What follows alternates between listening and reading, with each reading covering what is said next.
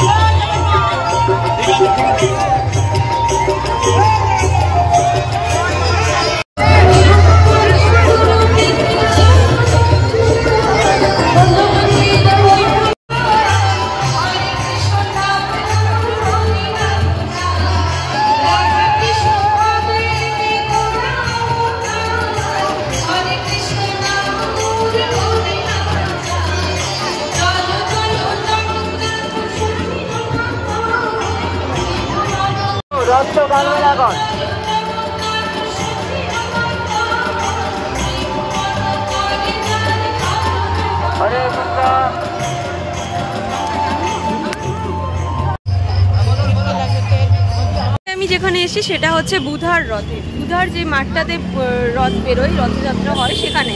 তো চলো, এখনও রথ এখানে আসেনি, এখন বিএনআরের কাছাকাছি, এখন টাইম হচ্ছে 6টা। তো আসুক রথটা, তারপরে পুরো প্রসেসিংটা দেখাবো। বানপুরে তো ভালো করে করতেই পারিনি ভিডিও, কারণ কি যেখানেই আছি তখন থেকে সেখান থেকেই বেরিয়েছে রথটা। আমার বাড়ি থেকে বেরোতে একটুখানি লেট হয়ে যায়, টোটো আসতে লেট করে, যার জন্য। তো চলো পুরো ভিডিওটা দেখতে থাকো। আসানসোলের রথযাত্রা উৎসবের এই 2024-এর ইস্কনের এখানে যেটা হয়, এই রথটা আসে আসানসোলে যেটা ইস্কন রয়েছে গাড়ুই, সেখান থেকে। এবার উল্টো রথের দিন গাড়ুইয়ে আবার জগন্নাথ দেব যাবেন ওখানেই ফিরে, বলরাম সুভদ্রার সাথে। আর এখানে রয়েছে, এটা প্রত্যেক বছরই হয়, এখানে ফাস্ট ফুডের শপ হয়, তো খাওয়া দাওয়া এখানে রয়েছে। আর ওই পাশেও দেখছি ছোটোখাটো দোকানও বসেছে কয়েকটা। তো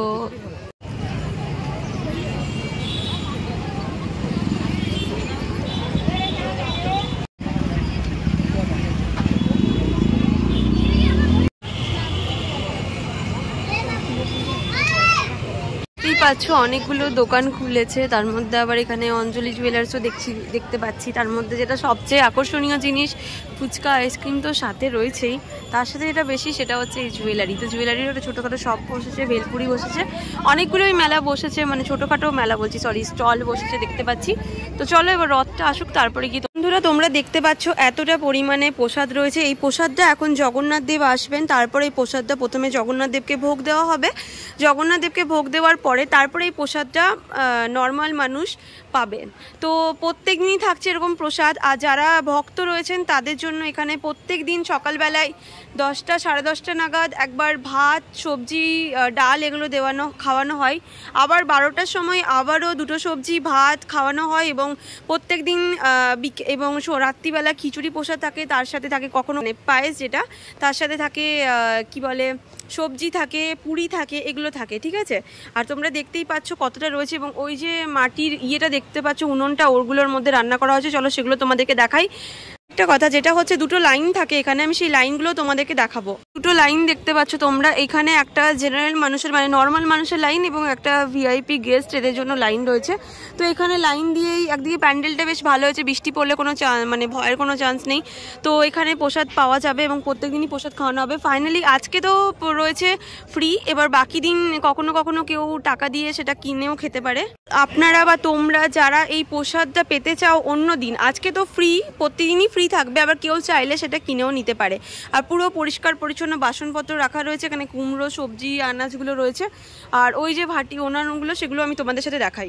এই যে উনুনটা, তার মধ্যে গরম জল হচ্ছে। এখানেও অনেক খিচুড়ি রয়েছে যা দেখিনি একটু আগে আমরা, তার সাথে চাটনি রয়েছে। আর ওখানে এই উনুনগুলোতেই রান্নাটা করা হয়।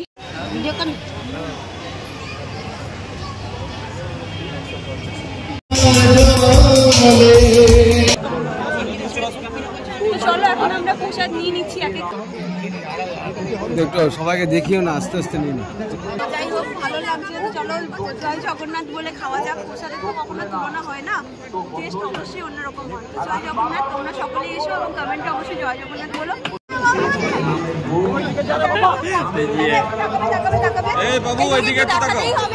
ভালোভাবে অ্যাক্টিভলি ভাবে এত ভিড় লাইনটাকে সামলাচ্ছে, এত মানুষকে প্রসাদ খাওয়ানো হচ্ছে প্রপারলি, খুব ভালোভাবে সেফলি ভাবে প্রত্যেকটা মানুষকে কিন্তু প্রসাদ দিচ্ছে।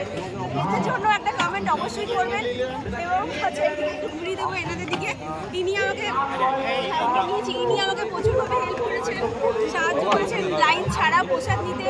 তো আপনারা যারা আসবেন তারা অবশ্যই শেয়ার করবেন আসানসোলবাসীকে বলবো, এবং এই 7 দিন ধরে টানা আসবেন জাঁকজমকভাবে। এই উল্টো রথ অব্দি এখানে এরকমই অবস্থা থাকে, এবং ব্যবস্থা প্রচণ্ড ভালো।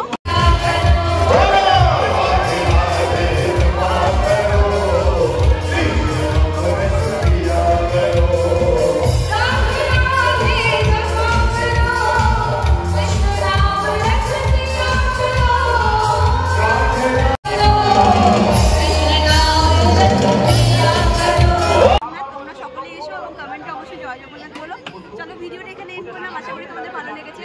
ভালো লাগলে অবশ্যই শেয়ার করবে।